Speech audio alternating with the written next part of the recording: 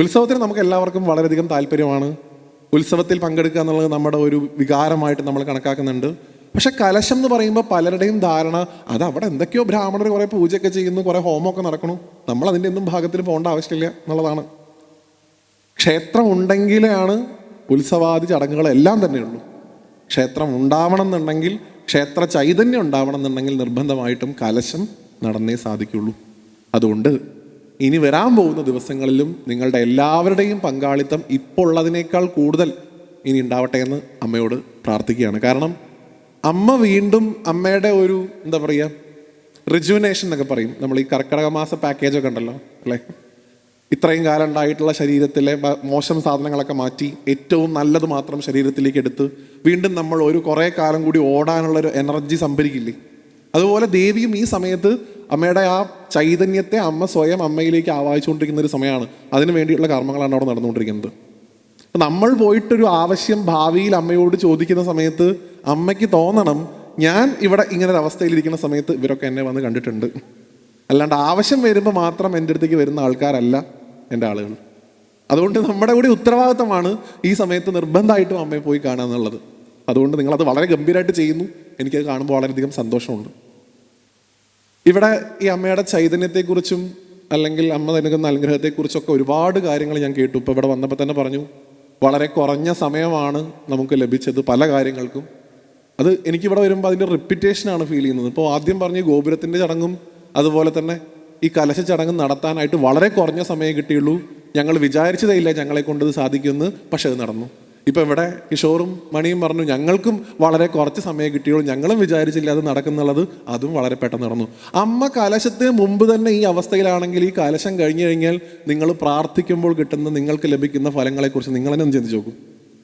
എത്രത്തോളം തേജസ്സാണ്, എത്രത്തോളം ചൈതന്യമാണ് ഈ ഭഗവതിയിൽ നിറങ്ങിയിരിക്കുന്നത് എന്നുള്ളതിൻ്റെ പ്രത്യക്ഷ ഉദാഹരണമാണ് ഇപ്പോൾ ഇവിടെ കണ്ടുകൊണ്ടിരിക്കുന്നത്. ചാൽ സ്വാഭാവികമായിട്ട് പറയപ്പെടുന്ന ചൈതന്യത്തിന് ലോപം സംഭവിക്കുമ്പോൾ തന്നെ ഭഗവതി ഇത്ര അധികം പവർഫുൾ ആണെന്നുണ്ടെങ്കിൽ ഇനി അമ്മയ്ക്ക് നമ്മൾ ആ ചൈതന്യം കൂടി കൊടുക്കുമ്പോൾ നമ്മുടെ പ്രാർത്ഥനകൾക്ക് ഉണ്ടാവുന്ന റിസൾട്ട് എത്രത്തോളം വേഗമായിരിക്കും എന്ന് മനസ്സിലാക്കുക. അപ്പം അമ്മ നമുക്ക് വേണ്ടി അമ്മ വീണ്ടും ഒരുങ്ങിക്കൊണ്ടിരിക്കുന്ന ഒരു സമയമാണ്.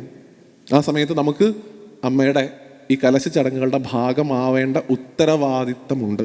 ഞാൻ അന്ന് പോവാം എന്നല്ല പറഞ്ഞത്, ഉത്തരവാദിത്തം എന്നുള്ള ടേമാണ് ഉപയോഗിച്ചത്. കാരണം ഇതൊരു ദേവീക്ഷേത്രമായതുകൊണ്ടും ഇവിടെ ഇരിക്കുന്നത് ഭദ്രകാളി ഭാവത്തിലുള്ളൊരു ഭഗവതി ആയതുകൊണ്ടും പ്രത്യേകിച്ച് ഭഗവതി ആയതുകൊണ്ടും ഈ ഭഗവതിയും ഈ തട്ടകത്തുള്ള ആളുകളും തമ്മിലുള്ള ബന്ധം എന്ന് പറയുന്നത് ഒരിക്കലും ഒരു ദേവിയും ഭക്തനും തമ്മിലുള്ള ബന്ധമല്ല, മറിച്ച് ഞാൻ ഒറ്റയ്ക്ക് പറയില്ല, ഈ തട്ടകത്തുള്ള ആളുകളും ഭഗവതിയും തമ്മിലുള്ള ബന്ധം എന്തായിരിക്കണം? Thank you so much. ഞാൻ അതിനാണ് കുറച്ച് ഫ്രണ്ടിലേക്ക് കയറിയിരുന്നത്. എനിക്ക് നിങ്ങൾ പറയുന്നത് കേൾക്കണമെന്നുണ്ടായിരുന്നു. അമ്മയാണ്. നമ്മൾ വിളിക്കുന്നത് ഏത് ഭാവത്തിലാണെന്നാണ് സങ്കല്പം അല്ലേ? ഭദ്രകാളിയാണ്, ദേവിയാണ്. ദേവി എന്ന് വിളിച്ചാൽ നമ്മുടെ റോള് ഭക്തൻ്റെയാണ് അല്ലെങ്കിൽ ഭക്തയുടെയാണ്. അമ്മേ എന്ന് വിളിച്ചാൽ നമ്മുടെ റോള് മകളുടേതാണ്, മകൻ്റേതാണ്. ഇത് അവരെയൊക്കെ സംബന്ധിച്ചിടത്തോളം പേരക്കുട്ടികളുടെയാണ്. അമ്മയായിട്ട് കാണണോ ദേവിയായിട്ട് കാണണോ എന്നുള്ളത് നമ്മുടെ ചോയ്സാണ്. നിങ്ങൾക്ക് എന്തുകൊണ്ടാണ് ഗുരുവായൂരപ്പനോട് ഇത്രയധികം സ്നേഹം? നിങ്ങൾ ഗുരുവായൂരപ്പനെ ഉണ്ണിയായിട്ട് കാണുന്നു, നിങ്ങൾ ഗുരുവായൂരപ്പനെ ഉണ്ണി ഏട്ടനായിട്ട് കാണുന്നു. അതുകൊണ്ട് നിങ്ങൾക്ക് ഗുരുവായൂരപ്പനോട് കൂടുതൽ സ്നേഹം തോന്നുന്നു. കാരണം നമ്മളിൽ ഒരാളായിട്ട് നമ്മൾ ആരെ കാണുന്നു? ഈശ്വരന്മാരെ കാണുന്നു. എന്തുകൊണ്ടാണ് കണ്ണൂർ ഭാഗത്ത് മുത്തപ്പൻ ഇത്രയധികം പ്രചാരം കിട്ടുന്നത്? മുത്തപ്പൻ എന്ന് പറഞ്ഞാൽ അവരുടെ വീട്ടിലൊരാളാണ്. ഗുരുവായൂരപ്പൻ എന്ന് പറഞ്ഞാൽ നമുക്കൊരു ഉണ്ണിയാണ്. അയ്യപ്പസ്വാമി എന്ന് പറഞ്ഞാൽ നമുക്കൊരു കുട്ടിയാണ്. നമ്മുടെ വീട്ടിലെ ആൾക്കാർ അവരൊക്കെ. ആ വീട്ടിലിരിക്കുന്ന ഭഗവതി തന്നെയാണ് ഈ കൈപ്പറമ്പിരിക്കുന്ന അമ്മയും. അതുകൊണ്ട് അമ്മേ എന്ന് എപ്പോൾ അഭിസംബോധന ചെയ്യുന്നുണ്ടോ അപ്പോൾ നമുക്ക് വരുന്നത് വലിയ ഉത്തരവാദിത്തമാണ്. ഭഗവതിക്കും തിരിച്ചു കിട്ടുന്നതും വലിയ ഉത്തരവാദിത്തമാണ്. ദയവായിട്ട് കരുതരുത് അമ്മയുടെ ഉത്തരവാദിത്തമാണ് മക്കളെ നോക്കുക, അത് തിരിച്ച് മക്കളുടെ കൂടി ഉത്തരവാദിത്തമാണ് അമ്മയെ നോക്കുക എന്നുള്ളത്. കുഴപ്പമില്ല. അതുകൊണ്ട് അമ്മയെ നോക്കാൻ നമുക്ക് കിട്ടിയ സമയമാണിത്. അങ്ങനെ കാണുക. അമ്മയുടെ ചൈതന്യത്തിലേക്ക് നമുക്ക് എന്ത് കോൺട്രിബ്യൂട്ട് ചെയ്യാൻ സാധിക്കും, എന്ത് സംഭാവന ചെയ്യാൻ സാധിക്കും എന്നുള്ളത് ഈ സമയത്ത് നമുക്ക് തീരുമാനിക്കാൻ സാധിക്കും. അപ്പോൾ നമുക്കൊക്കെ തോന്നാം നമ്മളിപ്പോൾ ബ്രാഹ്മണ വിഭാഗത്തിൽപ്പെട്ട ആൾക്കാരൊന്നും അല്ലല്ലോ, ഞങ്ങൾക്ക് എങ്ങനെയാണ് നേരിട്ട് ഈ പൂജകളിലൊക്കെ പങ്കെടുക്കാൻ സാധിക്കുക? ഇപ്പോൾ ഇവിടെ നാളെ സായുജ്യ ഹോമം ഉണ്ട് എന്ന് പറഞ്ഞു ഞങ്ങൾക്ക് പോയിട്ട് അവിടെ ഹോമത്തിൽ പങ്കെടുക്കാൻ സാധിക്കില്ല, അല്ലെങ്കിൽ ഇവിടെ ശുദ്ധി നടക്കുന്നുണ്ട് അതിൽ പങ്കെടുക്കാൻ സാധിക്കില്ല. എങ്ങനെയാണ് അമ്മയുടെ ചൈതന്യ വർധനവിന് നമ്മളുടെ ഒരു പാർട്ട്, നമ്മുടെ ഒരു ഭാഗം നമുക്ക് കൊടുക്കാൻ സാധിക്കുക? വളരെ സിമ്പിളാണ്. ഒന്ന്, നിങ്ങളുടെ സാന്നിധ്യം, പ്രസൻസ്. ഒന്നും ചെയ്തില്ലെങ്കിലും ഇവിടെ വെറുതെ വന്നിരിക്കുക. രണ്ട്, സാധിക്കുന്നത്ര അമ്മയുടെ തിരുനാമങ്ങൾ കീർത്തിക്കുക, അമ്മയുടെ നാമങ്ങൾ ഉദ്ഘോഷിക്കുക. ഞാൻ മനസ്സിലാക്കുന്നത് കലശം സമയത്ത് എല്ലാ ദിവസവും സ്വാഭാവികമായിട്ടും ഭഗവത് സേവ നിർബന്ധമാണ്.